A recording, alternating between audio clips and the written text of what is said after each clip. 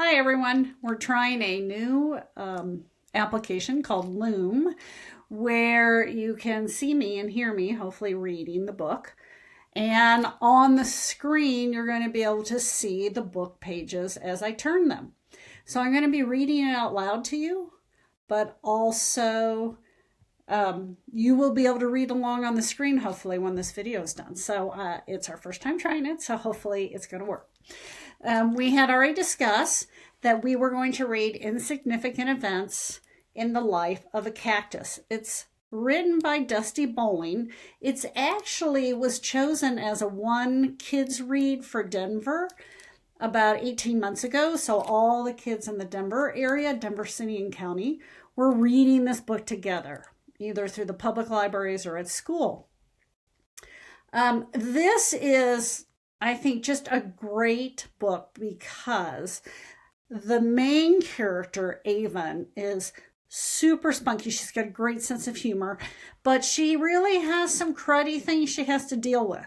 And you're going to find out right away what those are.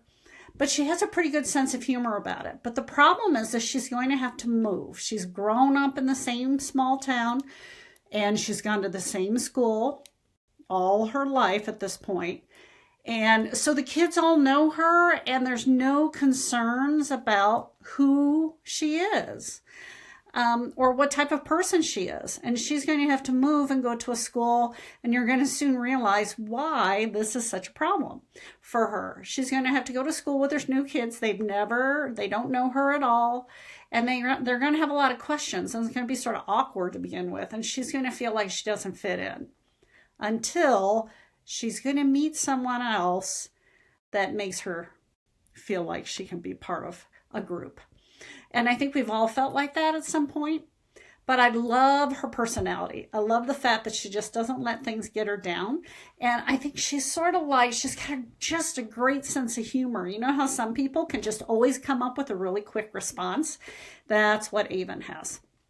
So we're going to read a chapter at a time, and I'll save them. I'll be putting them on the website links.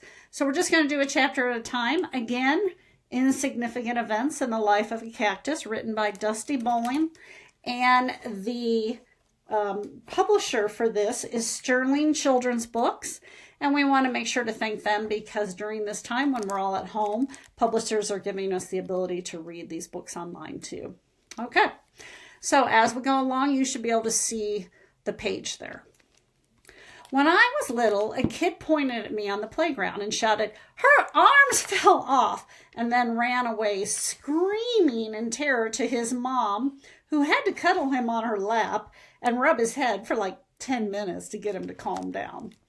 I think up until then, I hadn't thought about the idea that my arms must have actually fallen off at some point in my life. I had never really thought about not having arms at all. My missing arms weren't an issue for me or my parents. I had never once heard either of them say, "Oh no, Avon can't possibly do that because that's only for armed people," or "Poor Avon is so helpless without arms," or "Maybe Avon could do that one day, if she ever grows some arms." They always said things like, "You'll just have to do this differently from other people, but you can manage. And I know this is challenging. Keep trying, and you're capable of anything, Avon." I had never realized just how different I was until the day that horrible kid shouted out about my arms having fallen off. For the first time, I found myself aware of my total armlessness, and I guess I felt like I was sort of naked all of a sudden. So I, too, ran to my mom, and she scooped me up and carried me away from the park, allowing my tears and snot to soak her shirt. As she drove us home that day, I sat whimpering in my car seat and asked her what had happened to my arms and why they'd fallen off. She told me they hadn't fallen off. I was just born like that.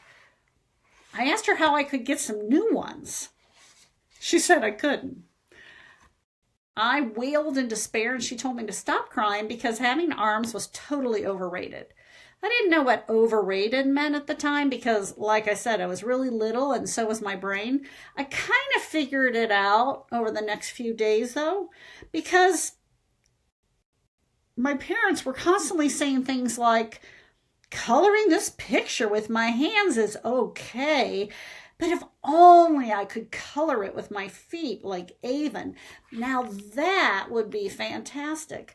And eating spaghetti with my arms is just so boring. I wish I could eat it with my feet.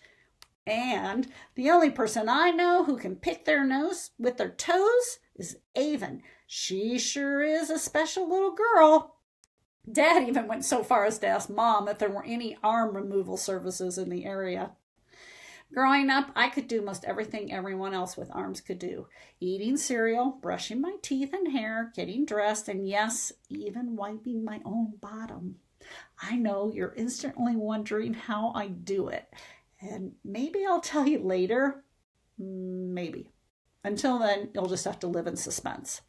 Sure, these things take longer for me. Sometimes they take a lot longer. Sometimes I have to use a special tool like a hook or a strap or something like that. And every now and then I want to scream in frustration and kick a pillow until the stuffing comes out because it's taken me 20 minutes to get my pants buttoned. But I can button my pants.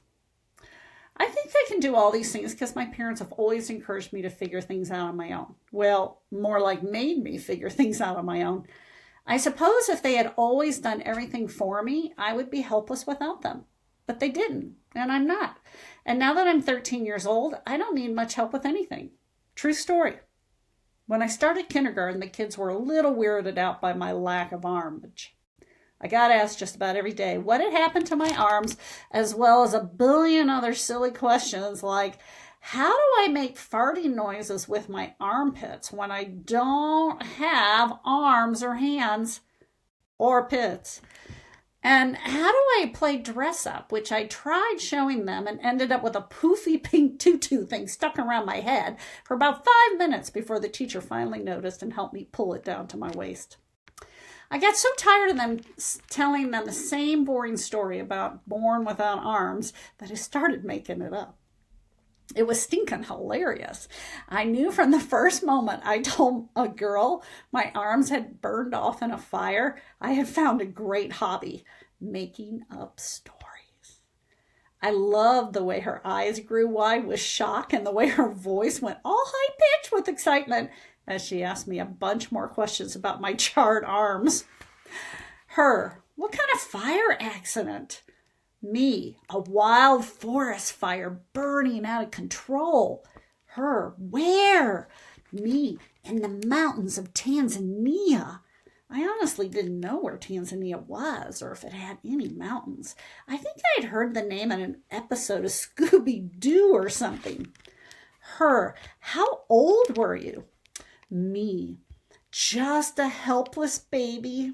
My mom barely rescued me in time. She pulled me from my burning crib and raced out of our flaming village, leaving a trail of fire all the way down the mountain as my arms burned to a crisp. They looked like 2 pieces of bacon by the time we got to the village hospital. Another kid standing nearby, cooked or uncooked? So I kind of traumatized her and had to have a meeting with my parents and the teacher later about my story. My parents squinted their eyes and pursed their lips and nodded their heads as the teacher told them, Avon told another child that her arms burned off in a wildfire in the mountains of Tanzania. She peered at them over her glasses, frowning. She also mentioned something about bacon. I had never seen such serious looks on my parents' faces before, like they were concentrating so hard on being serious, their heads might explode if they blinked. They said seriously they would talk to me about it and shook the teacher's hand seriously and gave me serious looks as we walked seriously out of school. But I could tell they weren't mad because all the way home one of them would softly snort and then the other would giggle and then the other would shake from laughing but try not to laugh out loud and on like that all the way home. They later told me just to be truthful so I didn't upset any other kids. And I did for a long time. But then one day in 5th grade, we had a new kid come to our school. I had gone to the same school since kindergarten, so all my friends knew I was just born with no arms. When I sat down at lunch with this kid, he said, "Whoa, what happened to your arms?" All my friends were looking at me, and what could I say? It exploded out of me like an overfilled water balloon. I told him this crazy story about how I rescued a puppy that had been tied to the train tracks just in time before a train nearly ran over it, just in time for the puppy, but not for my poor flattened arms. You should have seen the look on this kid's face. Priceless. My best friend, Emily, burst out laughing, and my friend Kaylee spit chocolate milk across the table. The new kid realized it was a joke and started laughing too. Pretty soon, everyone was constantly asking me, "Hey, Avon, where'd your arms go?" And I would have a new story to tell. Over time, my stories got more and more ridiculous. Alligator wrestling in the Everglades in Florida, freak roller coaster accidents, skydiving trips gone wrong. I made my stories as ridiculous as possible so people would always know I was joking.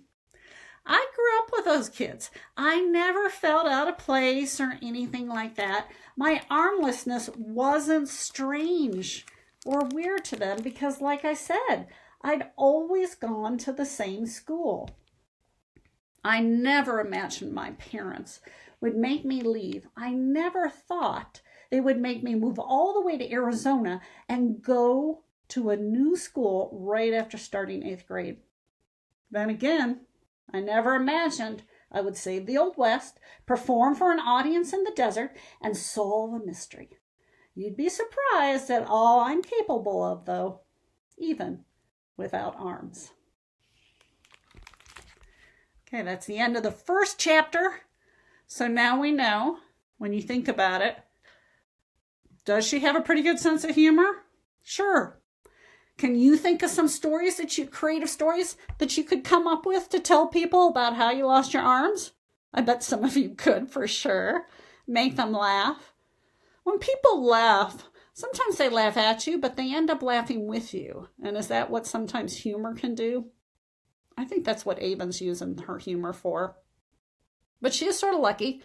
Everybody just knows she's Avon, and she just doesn't happen to have arms. But now, here's the crisis. The first crisis in this story, or predicament, is that she's going to have to move. And they're moving all the way to Arizona, so that's pretty far away from where she lives. She's starting 8th grade, which is not a great year to start in a new school, especially if you're a little bit different.